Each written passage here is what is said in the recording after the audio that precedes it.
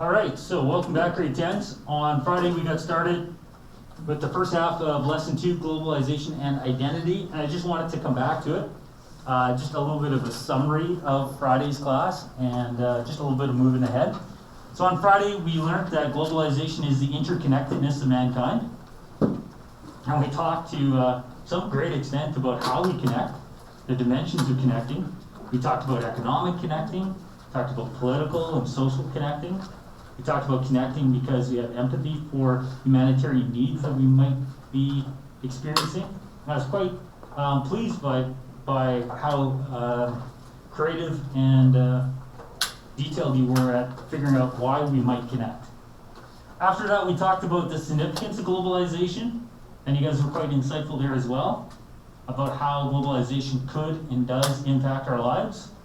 And then we started looking at this idea of how globalization may impact our identity, and we looked at it by studying the Louboutin Creed, about how through the butterflying effect of the OPEC crisis, there was basically interlopers, right? People from outside that came to the Louboutin territory here in central Alberta looking for oil, and in the process contaminating the Louboutin Creek culture to the extent that they went from being self-sufficient to being heavily dependent upon government.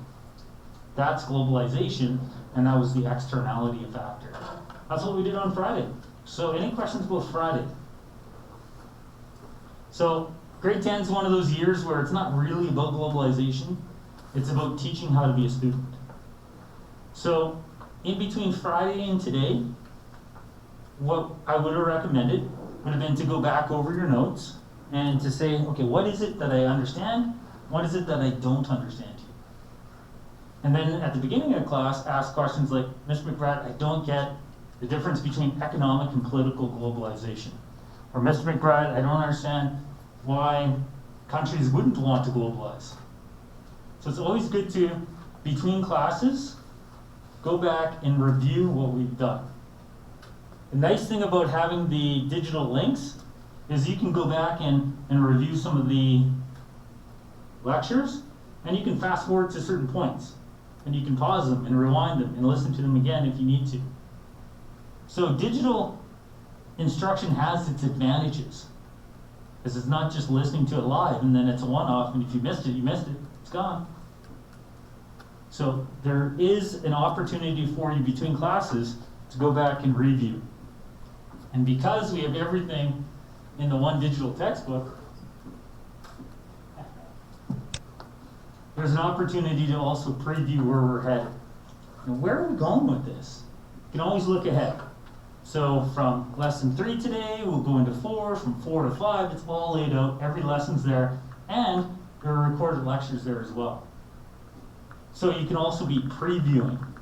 So I would suggest some previewing of where we're headed and some reviewing of where we've been is some of that home activity that you can do if you're not achieving the success in class you want.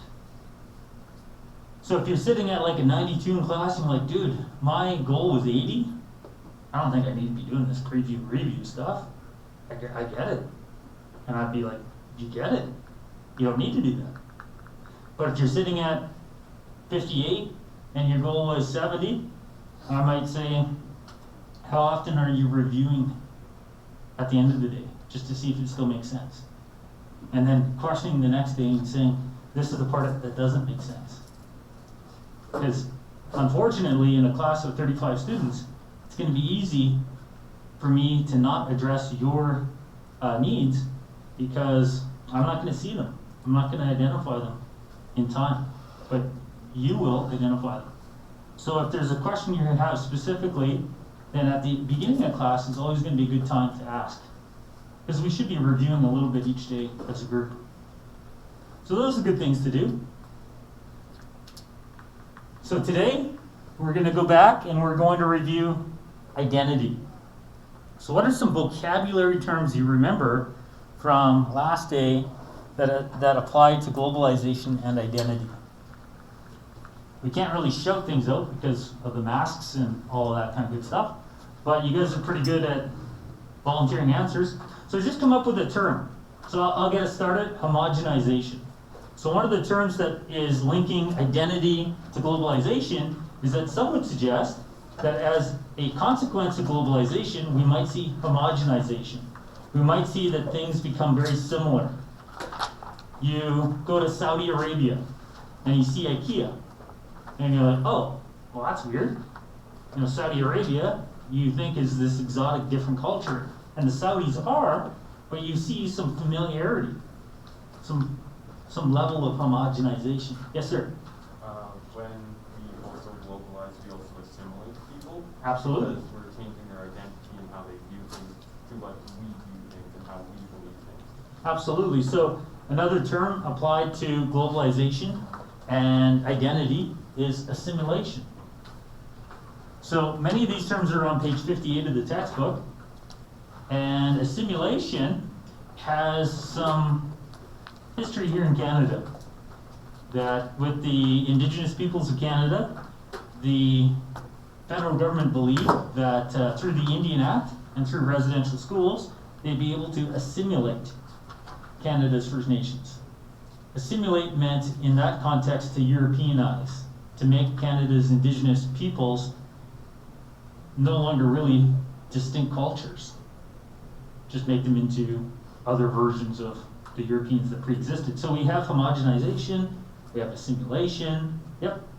Is there also like Americanism, where people take after the Americans and how they're so gluttonous and they take everything and then people want to be that because they're realizing that the resources in the world are disappearing because of what America is doing? 100%. So on Friday, we had a cartoon, and the topic of the cartoon was Americanization. So another word associated with culture and globalization is Americanization.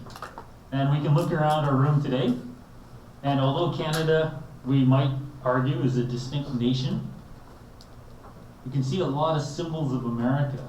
I believe that's a NASA. What do you have there? Now that is North American, right? Canada's part of NASA, so maybe that's not American. But actually, you guys are pretty good. There's not as many American symbols as in most. That's probably an American corporation. Fox, Columbia, that might be Canadian actually. Zoo York, I mean, it's a play on New York, right? And it's got the New York Yankees kind of symbol there. I think that's an American corporation. But definitely if we look down at our feet, we see a lot of American symbols.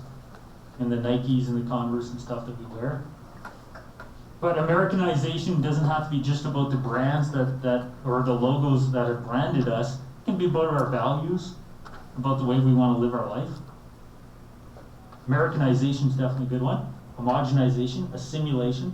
These are ways that globalization affects our identity. Anything else?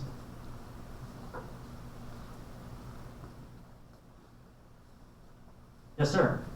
It's not really a term, but your family impacts you, right? Yes. Because they're your first contact before school, and then when you go into school, then there's 30 other people that impact you because you spend like 7 hours with them. Yep. So your identity is then influenced by everyone around. Mm-hmm. So in the global village, we have more neighbors that can impact our culture. Like historically, if we go back to Northern Ireland, where my family's from, there's a village with 1,200 people, and 800 of them are McBrides, and we have a collective identity. And that identity doesn't change too much because there's not that many interlopers, outsiders that come in and influence us. But today, in 2020, hundreds of years removed from being in Ireland, now I can come into contact with billions of people through technology, through the global village. Global village is the means, technology is the means, global village is the concept that we're so close, it's like living in a village. I'm so close to people in Singapore. I have friends that live in Australia.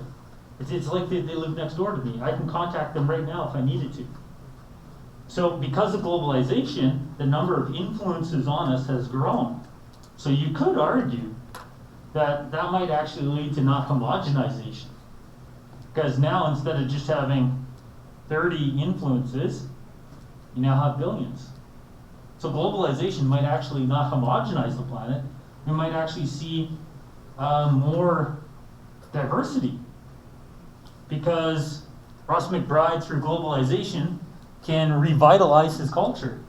I can contact the other Matgoolia Beakerides that live in Ireland still and learn more about my history. So we might actually see, instead of the narrowing of our identity, we may see the expansion of our identity. Yes, sir? How would you, backtrack, how would you describe Americanization In like a sentence? Yeah, is it just the spread of your ideals? Yeah. Okay. Yeah. So a related term is Westernization. So Westernization is like the spreading or adopting of Western ideas. But sometimes people like to clarify, okay, we're not talking about England here. We're not talking about France. We're not talking about Germany. We're talking about American ideas. So Americanization is a subset of Westernization. Okay, thank you. Yeah. So we have assimilation, homogenization, Americanization, and I understand that at the beginning of this course, the language is like, oh, right? Every day is not going to be a language lesson, but it just happens to be a part of this unit on identity. So where are we headed next with this? We're going to look at a lesson where within the lesson we're going to explore some sources, and through the sources we're going to learn more about identity, but we're also going to learn about the A1 writing assignment. So the A1 writing assignment is source interpretation, and we got started with that on Friday when we interpreted this source. But we're going to continue, and we're going to look at some more sources today. So I'm going to stop this video here and get you guys to listen to a previous video I've already recorded. So this is where I'm going to cringe because, it's like me watching me teach. But this was an introduction to that.